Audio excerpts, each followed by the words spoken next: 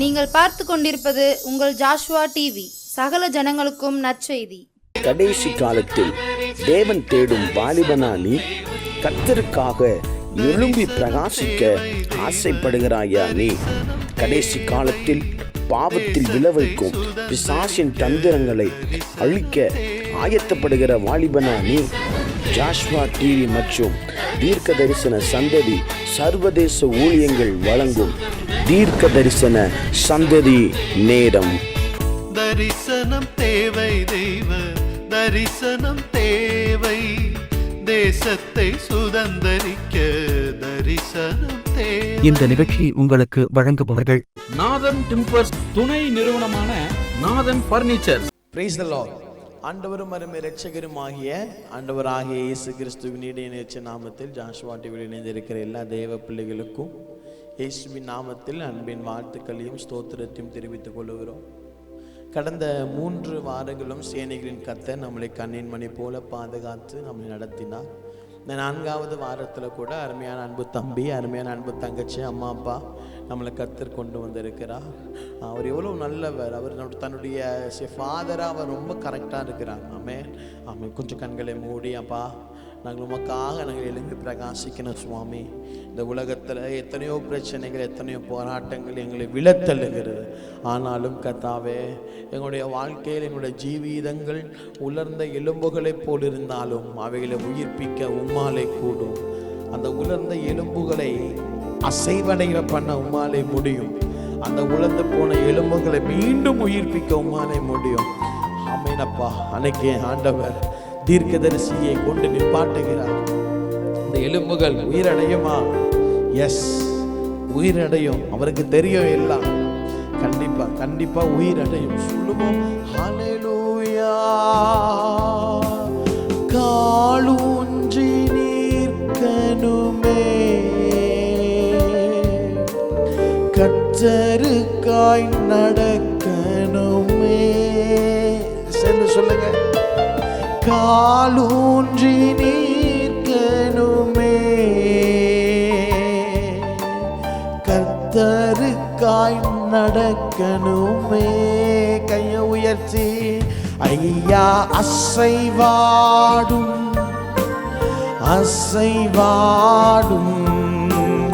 ஆவியான தேவா. ஐயா அசைவாடும் ஆவியான தேவா. சொல்லுவோம். நரம்புகள் உருவாகட்டும், சிந்தைகள் உண்டாகட்டும். நரம்புகள் உருவாகட்டும், உங்க சிந்தனை உண்டாகட்டும். ஐயா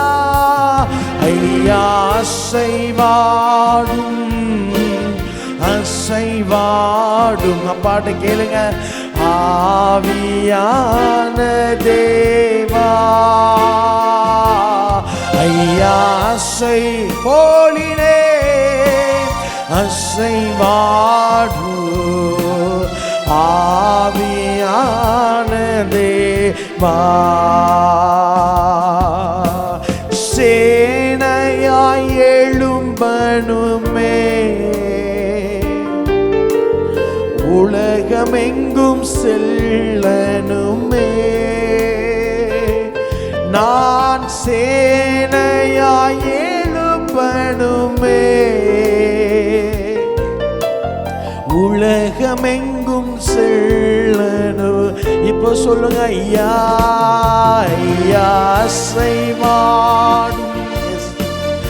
அசைவாடும் ஆவியான தேவா. ஐயா ஏஹோலியா பக்கச்சாலாயா சமச்சாலாயா ஆவியான. மீண்டும் சொல்லுவோம். ஐயா அசைவாடும் அப்பா அசைவாடுங்கப்பா ஆவியான தேவா ஐயா அசைவாடு அசைவாடு ஆவியான தேவா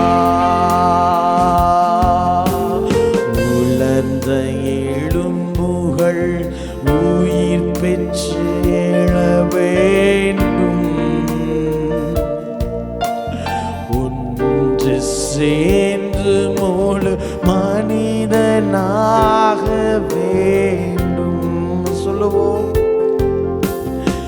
உலர்ந்த எலும்புகள் உயிர் பெற்று எழ வேண்டும்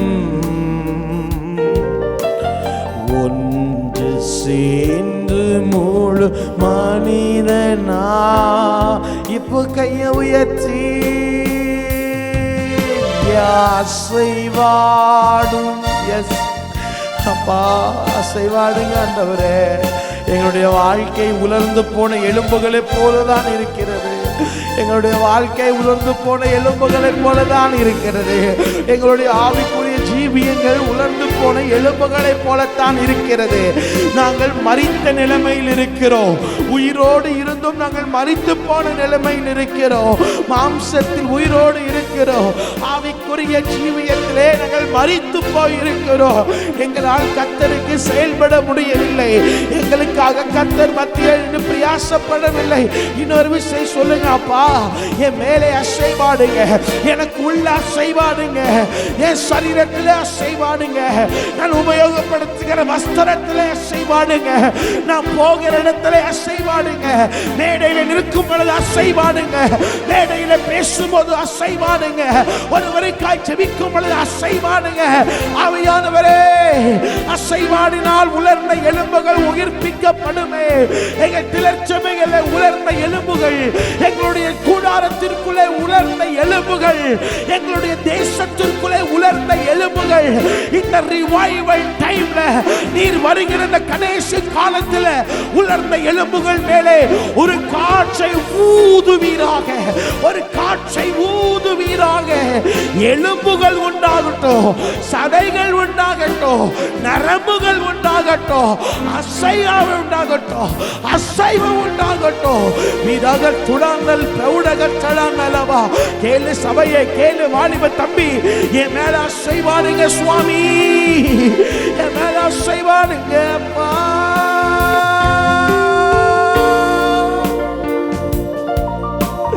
அசைவா ஆவியான தேவா நல்லவரே உம்மை ஆராதிப்பே வல்லவரே உம்மை ஆராதிப்பே நல்லவரே உம்மை ஆராதிப்பே வல்லவரே உம்மை ஆராதிப்பே ஆராதிப்பே நான் ஆராதிப்பே ஆண்டவர் இயேசுவை ஆராதிப்பே ஆராதிப்பே நான் ஆராதிப்பே ஆண்டவர் இயேசுவை சொல்லுவோம் ஐயா அசைவாடும் அசைவாடும் ஆண்டவர்கிட்ட கேளுங்கப்பா எங்க வீட்டுக்குள்ள அசைவாடுங்கப்பா நாங்க கல்லூரிக்குள்ள அசைவாடுங்கப்பா எங்க ஸ்கூலுக்குள்ள அசைவாடுங்கப்பா நாங்கள் ஊழியம் பண்ணுகிற ஸ்தாபனத்திற்குள்ள அசைவாடுங்கப்பா எங்களுக்கு சொந்தமான ஸ்தலங்களுக்குள்ள அசைவாடுங்கப்பா ஐயா அசைவாடும் ஆவியான அசைவாடும் அசைவாடும்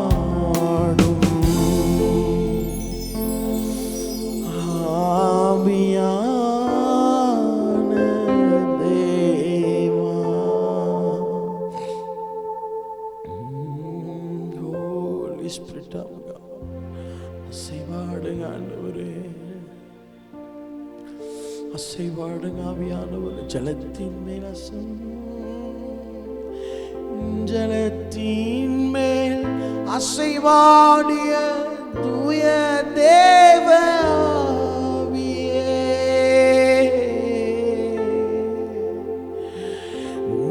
ஜலத்தின் மேல் அசைவாடிய தூய தேவ ஆவியே, பலத்தின் மேல் பலனடைய என்னில் அசைவாடுமே,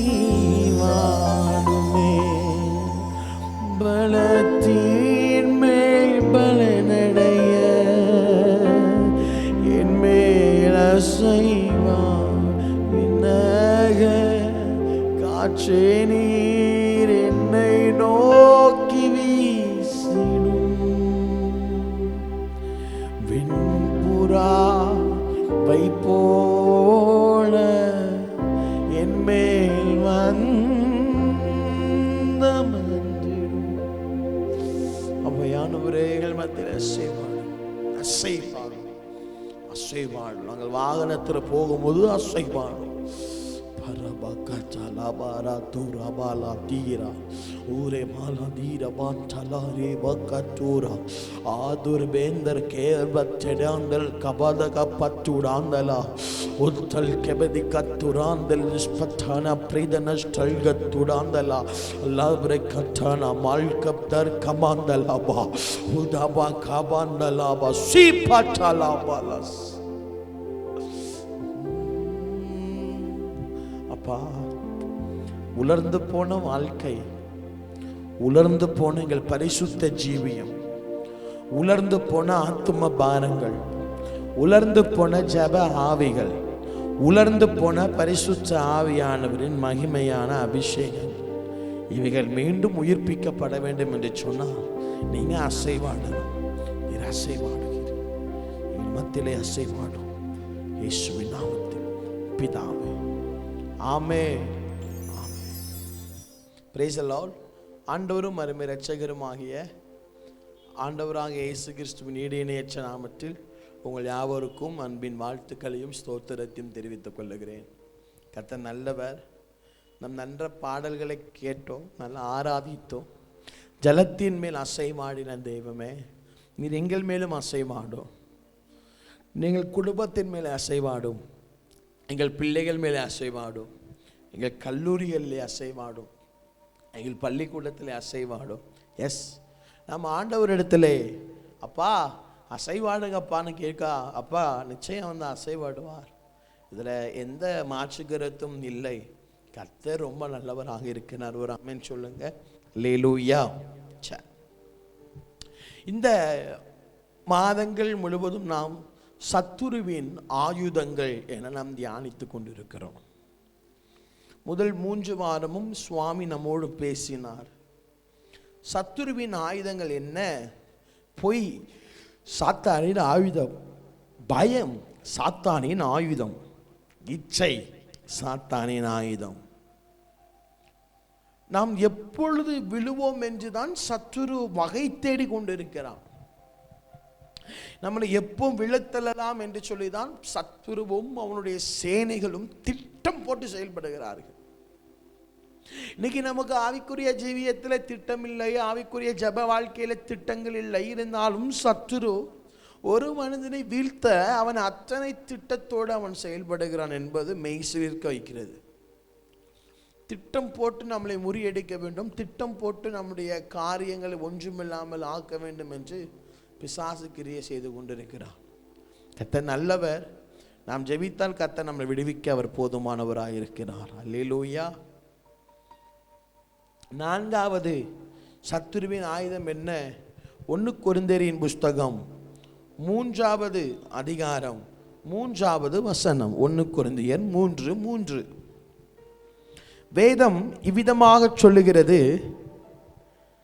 பொறாமையும் வாக்குவாதமும் பேதகமும் உங்களுக்குள்ளே இருக்கிறபடியினால் நீங்கள் மாம்சத்துக்குரியவர்களாய் இருந்து மனுஷ மார்க்கமாய் நடக்கிறீர்கள் அல்லவா.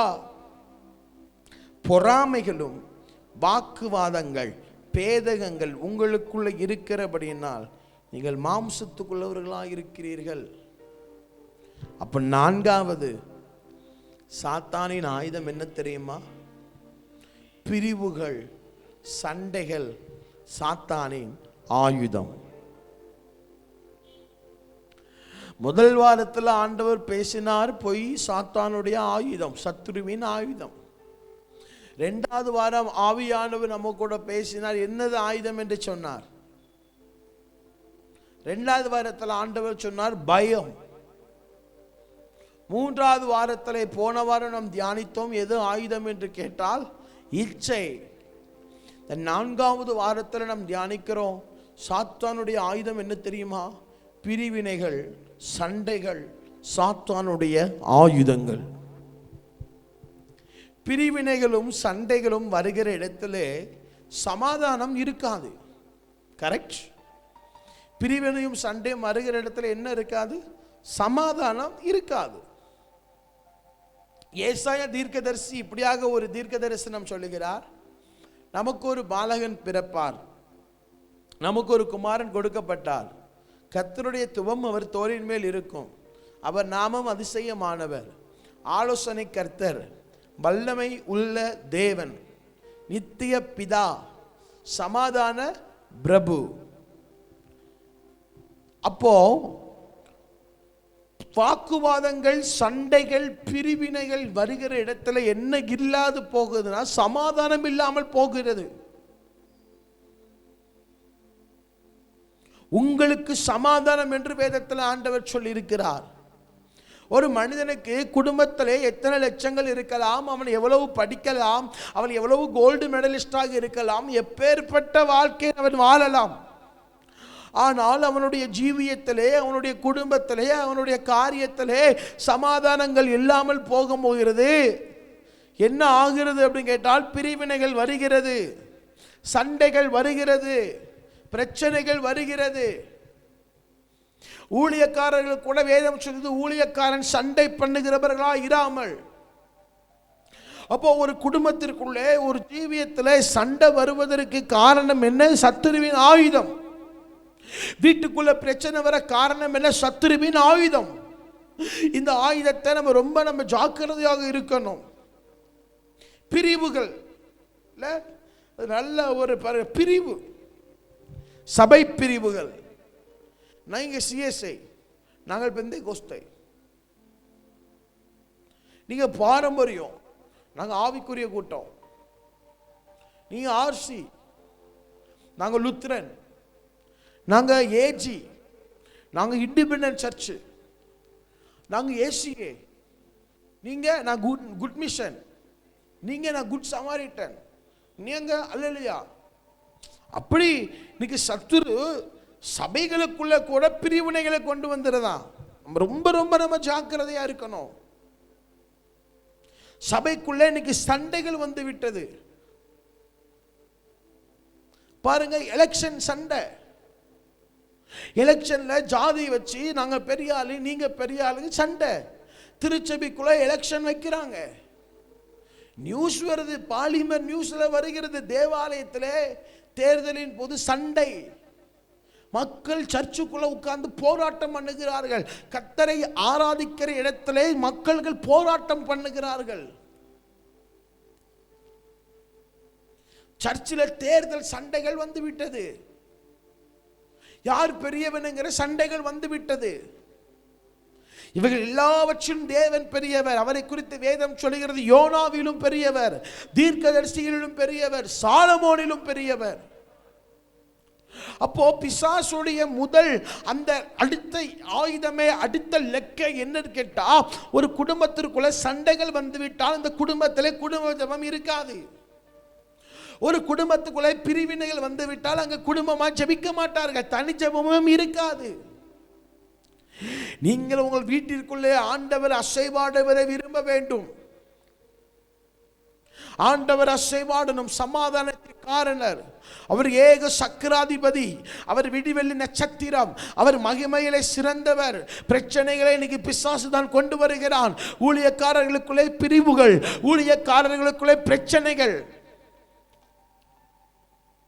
ரொம்ப யோசிக்கணும் சபை மக்களே, நம்ம ரொம்ப யோசிக்கணும். இன்னைக்கு சர்ச்சுக்குள்ள எலெக்ஷனுங்கிற ஒரு காரியத்தை கொண்டு வந்து பிசாசு கையில் எடுத்துட்டான் பாருங்களேன். எலெக்ஷன்ல சர்ச்சில் நடக்கிற அந்த எலெக்ஷனை இன்னைக்கு பேப்பர்ல போடுறாங்க. இன்னைக்கு நியூஸ் வரைக்கும் கொண்டு போய் எலெக்ஷன்ல குளறுபடி, எலெக்ஷன்ல மாற்றங்கள் நடக்கிறது, எலெக்ஷன்ல அடிதடிகள், தேவாலயத்துக்குள்ள செருப்பை கொண்டு உள்ள எறிகிறாங்க, தேவாலயத்துக்குள்ள மக்கள் போராடுறாங்க. ஆண்டவர் துக்கப்படுவார்.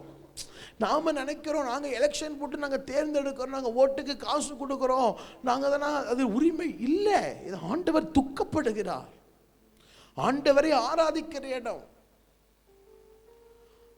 ஆண்டவர் ஆராதிக்கிற இடத்துல உள்ள என்ன வந்துட்டு தேர்தல் வந்துட்டு, அதுக்கு அடுத்து வெளியில வியாபாரங்கள், ஐஎம்எஸ் விற்பனை விழா, அந்த விழா இந்த விழா எல்லாத்தையும் கொண்டு வந்துட்டு ஒரு பிஸ்னஸை கொண்டு வந்துடும் சர்ச்சுக்குள்ள. வசனத்தின்படி எல்லாம் ஒழுக்கமும் கிரமமாய் நடக்க வேண்டும். அதனாலதான் சர்ச்சுக்குள்ள பிரிவுகள் வந்துட்டு, அதனாலதான் சர்ச்சுக்குள்ள சண்டைகள் வருகிறது. இது சாத்தானின் ஆயுதம் என்கிறதை போதகர்கள் மறந்து விட்டார்கள். வெள்ள அங்கேயே எதுக்கு போடுறோம்? சமாதானத்தை உண்டு பண்ண. வெள்ள அங்கேயே போட்டுக்கிட்டு நாமளே ஒரு கட்சி சார்ந்து இருந்தோம்னா, பாஸ்டர் எதுக்கு நம்மளுக்கு வச்சிருக்கிறாங்க? சமாதானத்தை கொண்டு வரணும். ஒரு டீம் பக்கம் சார்ந்து நம்ம செயல்படக்கூடாது. இவைகள் எல்லாம் வச்சிடும் கர்த்தர் நம்ம நியாயத்தில் நிறுத்துவார். அவருடைய சமூகத்தில் தப்பிக்க முடியாது. அப்போஸ்தலனாகிய திருநெல்வேலியின் அப்போஸ்தலன், நெல்லை அப்போஸ்தலன் சொல்லுகிற ரேனியஸ் ஐயா இதெல்லாம் நினைச்சிருந்தான்னா அவர் 350க்கு மேல திருச்சபைகளை கட்டியிருப்பாரா? தாம் குடும்பத்துக்கு சொத்தை எழுதி வச்சிருப்பாரா? மிஷனரிகள் மூலமாய் கர்த்தர் கட்டி கொடுத்த திருச்சபையை அடுத்த ஒரு பரிமாணத்திற்குள் நாம் கொண்டு செல்ல வேண்டும். ஆண்டவர் நமக்கு தந்த குடும்பத்தை அடுத்த பரிமாணத்திற்குள்ளே கொண்டு செல்ல வேண்டும். இன்னைக்கு குடும்பத்தில் குடும்ப ஜெபம் காணாம போனதுக்கு காரணம் என்ன? ஒரு மனம் இல்லை, சண்டை. வேதம் சொல்லுகிறது 2 பேர் ஒருமனப்பட்டால் தான் ஆண்டவர் இறங்கி வருவார். எப்படி? 2 பேர் ஒருமனப்படணும். அப்போ என் வீட்டில் ஆண்டவர் அசைவாடணும்னா கணவனும் மனைவியும் ஒருமனப்படணும், பிள்ளைகளும் பெற்றோர்களும் ஒருமனப்படணும். ஒரு மனம் உள்ள இடத்துல சுவாமி வருகிறார், ஒரு மனம் உள்ள இடத்துல ஆண்டவர் வருகிறார். அப்போ சத்துருவுடைய ஆயுதத்துடைய தன்மைகள் என்ன தெரியுமா?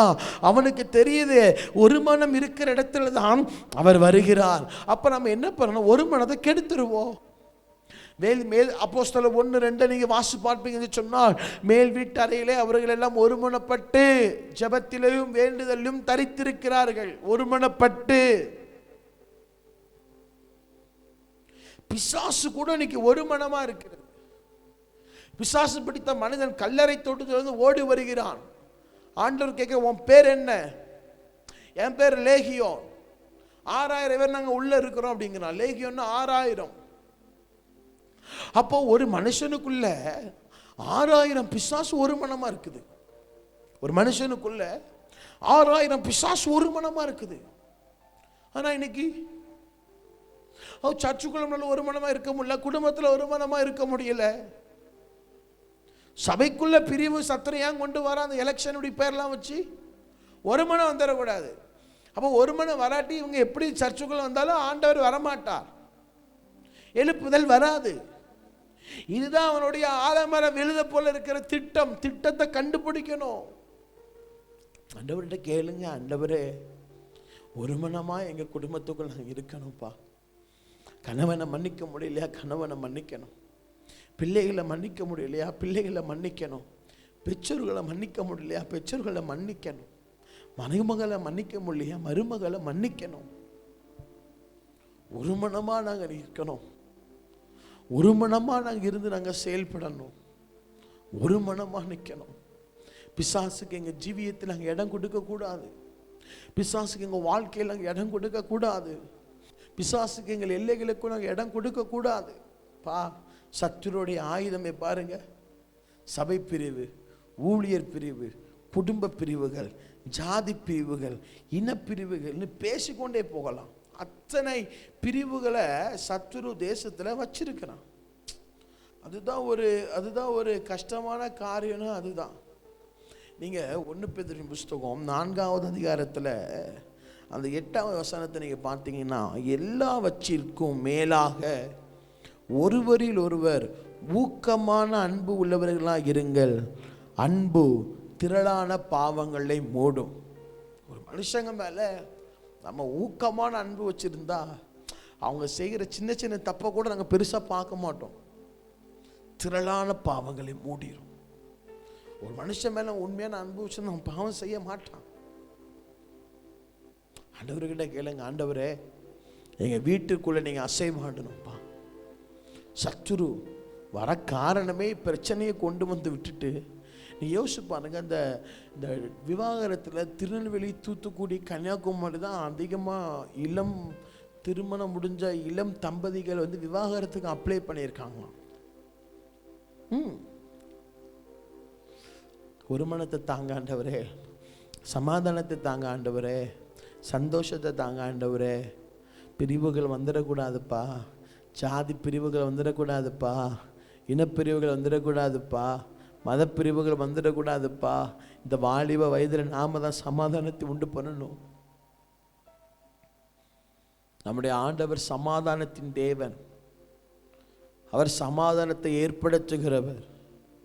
அவர்கிட்ட ஆண்டவர்கிட்ட நம்ம அதான் கேட்க, ஏசப்பா உங்கள் பிள்ளைங்க நாங்கள் வந்து நிற்கிறோம்ப்பா, நாங்கள் சமாதானத்தை படுத்துகிறவர்களாய் மாத்திரமல்ல, எங்கள் மூலமாக தேசத்தில் சமாதானத்தின் உடன்படிக்கை ஏற்படணும் ஆண்டவரே அப்படின்னு கேட்டால் ஆண்டவர் அதை செய்வார். ஆண்டவர் அதை செய்வார்.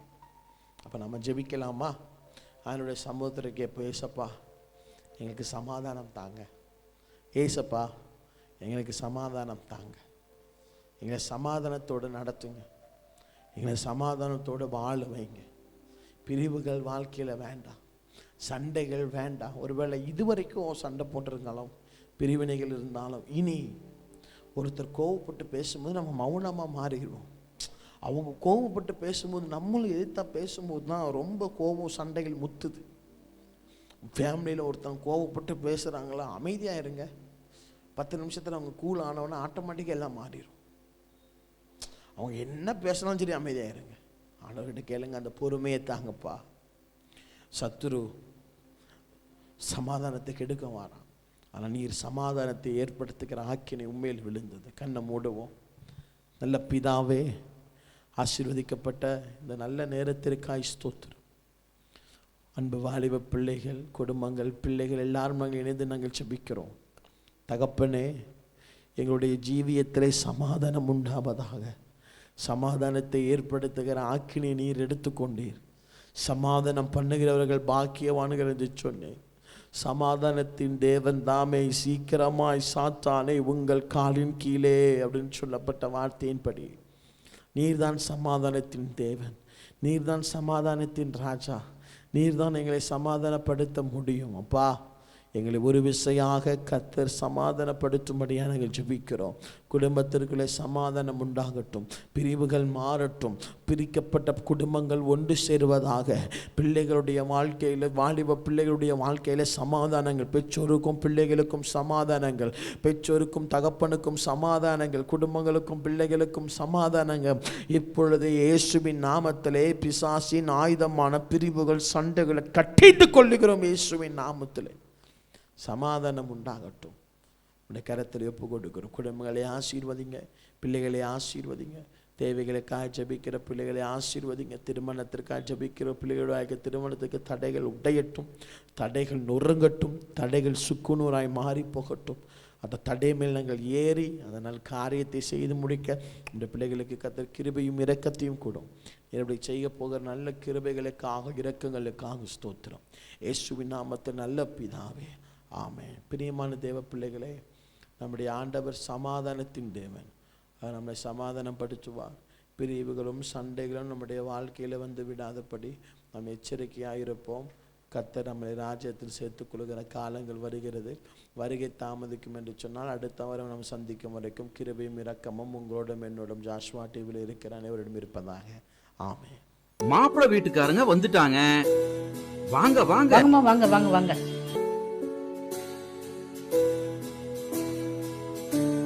வணக்கம்மா. உட்காருங்க.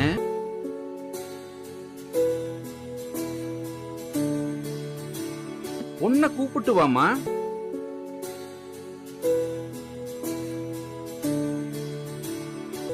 பொண்ண பிடிச்சிருக்கா? பொண்ணை பிடிச்சிருக்குது. உங்க பர்னிச்சர்ஸ் ரொம்ப அழகா இருக்குது. அதுவா, எங்க அப்பா காலத்துல இருந்தே வீட்டுக்கு தேவையான ஜன்னல், கதவு எல்லாத்தையுமே கடையாளு ருட்டி நாதன் டிம்பர்ஸ்ல தான் வாங்குவோம். இப்போ அவங்களோட புது பர்னிச்சர் ஷோரூம் சங்கரன் கோவில் ரோடு கடையாளு ருட்டியில மிக பிரம்மாண்டமா ஆரம்பிச்சிருக்காங்க.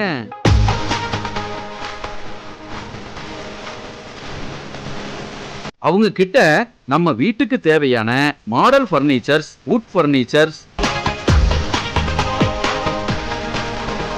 டைனிங் டேபிள், ஆபீஸ் சேர், மர பீரோல், மரக்கட்டில், மெத்தை, அதுபோக எலக்ட்ரானிக்ஸ் பொருட்கள் அனைத்தும் ஒரே இடத்துல இப்ப கிடைக்குது. கல்யாணத்துக்கு தேவையான அனைத்து சீர்வரிசை பொருட்களும் ஒரே இடத்துல வாங்கிக்கலாம். இங்க இல்லன்னு எதுவுமே இல்ல. நியாயமான விலை, கலைநயம் மிகுந்த வேலைப்பாடு, தரமான பொருட்கள். என் பொண்ணு கல்யாணத்துக்கு அங்கதான் சீர்வரிசை வாங்க போறேன். அது என்ன உங்க வீட்டு பொண்ணு, நம்ம வீட்டு பொண்ணு. நம்ம எல்லாரும் சேர்ந்து குடும்பத்தோட போய் எடுப்போம். வாங்க, குடும்பத்தோட போகலாம். நாதன் டிம்பர்ஸ் துணை நிறுவனமான நாதன் பர்னிச்சர்ஸ், சங்கரன் கோவில் மெயின் ரோடு, கடையாளு ருட்டி.